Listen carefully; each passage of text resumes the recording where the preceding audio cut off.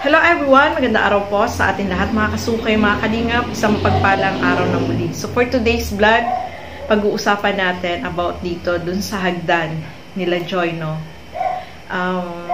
Kung mapapansin nyo mga kasukay, mga kalingap, medyo sinisipon tayo kasi pinanood ko yung live ni Dr. Love, yung kagabing live niya. Ngayong umaga ko lang siya pinanood. Naiyak ako, no? Dahil alam naman natin yung hindi magandang balita na yung Edrica is hindi na pwedeng, wala na, no? Hindi na magpa-vlog sila Erica, no? Mga kasukay, mga kalingap. Pero hindi natin pag-uusapan ngayon yan dahil after 24 hours pa tayo pwedeng mag-reaction dyan, mga kasukay. At sumusunod po tayo dun. So, ang pag-uusapan natin ngayon is nakakalungkot lang, no? Kasi nabanggit ko lang po kasi nakakalungkot lang dahil marami tayong napasaya, kinilig at nag-abang dito sa kanila. Kaya lang, ngayon is yung hindi magandang balita is siyempre nakakalungkot at affected tayo, no? So, pag-uusapan natin ngayon, mga kasukay, mamaya po natin yan bibigyan ng reaction. After 24 hours pa po kasi yan pwedeng bigyan ng reaction. So, ang pag-uusapan natin ngayon is about dito kila Joy, no, mga kasukay, mga kalingap. Yung hagdan, no, nakita naman natin yung hagdan nila before is ganito. Pero ngayon, eto na siya, mga kasukay, mga kalingap. At sobrang masaya itong mama ni Joy dahil hindi na siya takot na umakyat at bumaba sa kanila hagdan. So ito, panoorin po natin. Naman ako ng madaling araw. Man ako ng madaling araw, hindi na ako matatakot kasi may hawakan na. May hawakan na? Hawakan na. Oo, makakapag-alalay na sa kapag Kahit yung bunso. Pagkagaling si Nene sa taas at galing ikaw sa taas, mumukat-mukat, hindi makakapit ka dito. No? Yan po mga kababayan, maraming salamat. Maraming salamat po. Nakabida na ni Kuya Andy. Ayan, at lubos din po ako nagpapasalamat sa mga viewers po na nagko-comment ng dahil sa aking hagdan. Ito na po, meron na, natupad na yung gusto nyo. Ayan. Nagkaroon ako ng hawakan. So, ayan mga kasukay, mga kalingap, ito na yung hagdan nila nanay, no? Napakaganda na, meron ng hawakan. Kasi kahit ako, yung hagdan din namin kasi mga kasukay, mga kalingap, is may taas din kami, no?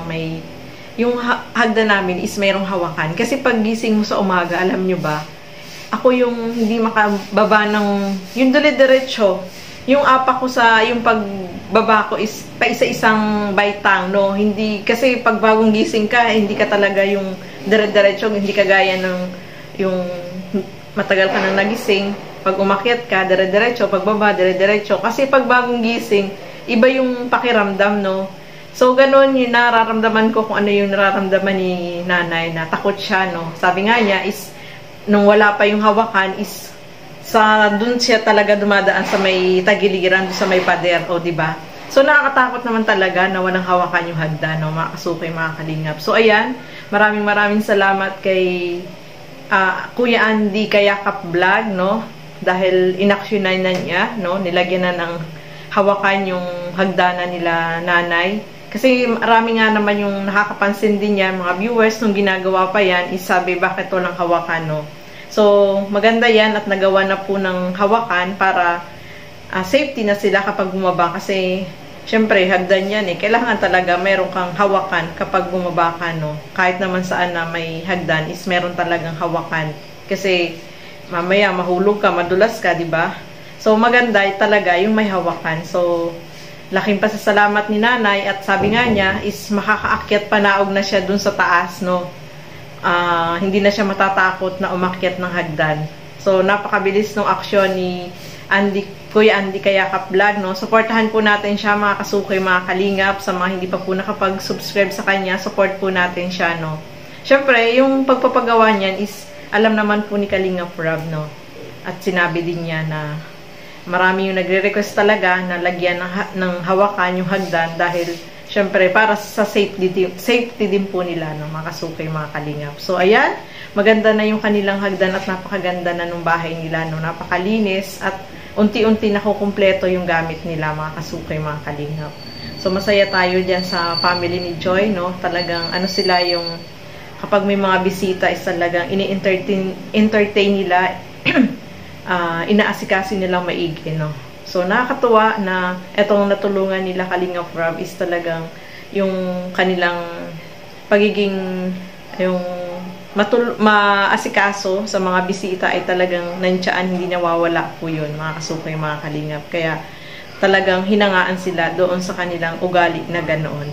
So, ayan, hanggang dito na lamang po muna. Maraming salamat po sa inyong panonood at lagi po natin suportahan Bal Santos Matubang, Kalingap Rob, Ate Edna Vlogs, at syempre support po natin Andy Kayakap Vlogs.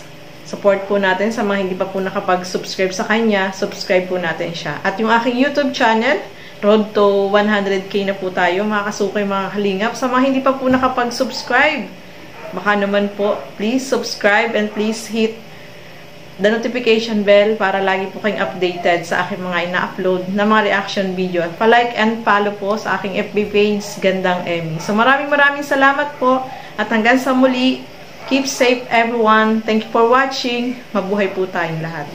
Bye-bye!